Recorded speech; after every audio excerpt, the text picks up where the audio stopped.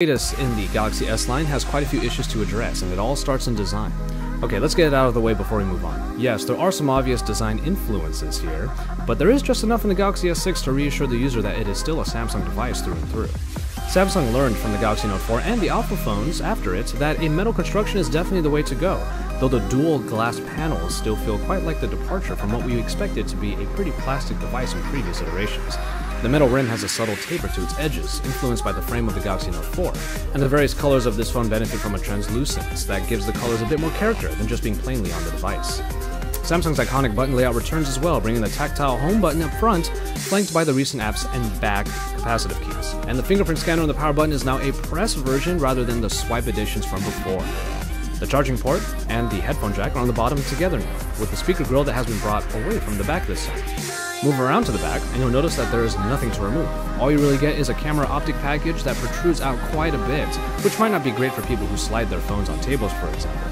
But no, there is definitely no removable backing, as this unibody design also makes it expandable storage and replaceable batteries no longer an option. What is most striking about the phone's design is noticed once you get it into your hand. The 5.1-inch display keeps the phone from being too big, but a very noticeable thinness and lightness greatly helps as well. What results is one of the most comfortable feeling experiences in a Galaxy S flagship since perhaps the S3 or the S4. The metallic frame is of course a very welcome change that shows how Samsung is looking to improve their design.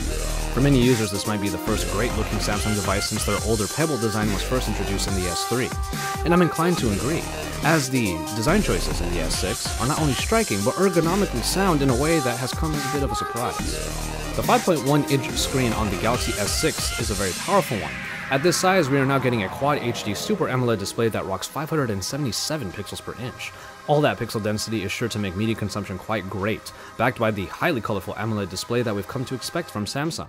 Handling the screen is still the highlight here, as the minimalistic body of the S6 helps alleviate hand gymnastics on the already pretty accessible 5.1-inch panel. Thus far, we're happy with what we see in the Galaxy S6 display, but the benefits of the Quad HD resolution on a display that is less than even 6 inches is still up for debate, of course. In hardware, I already mentioned that there is no removable backing and thus no access to the battery or expandable storage.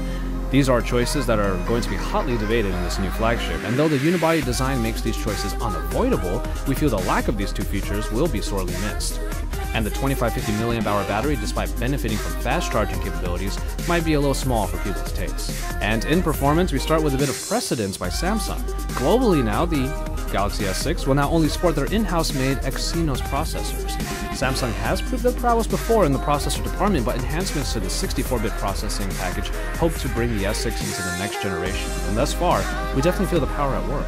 In a time when scrutiny in user interface experience is at its all-time highest, paying acute attention to the updated TouchWiz is something we could not help doing.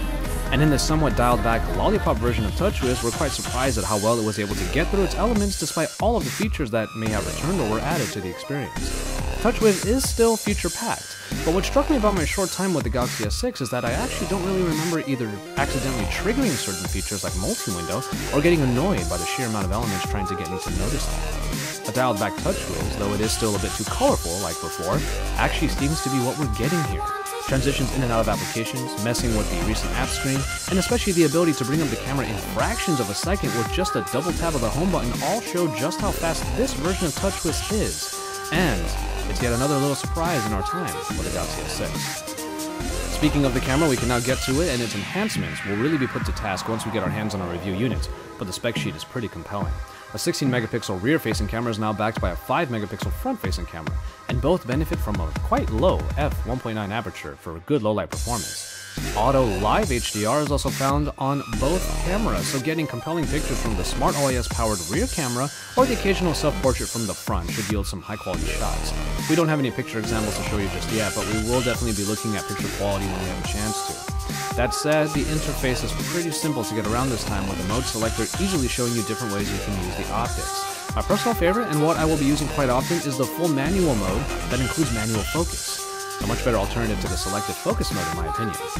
But, a bit like the TouchWiz interface in general this time around, the camera interface shows buttons for what is essential for easy access, and then gets out of the way until the user activates the access. And that's a step in the right direction.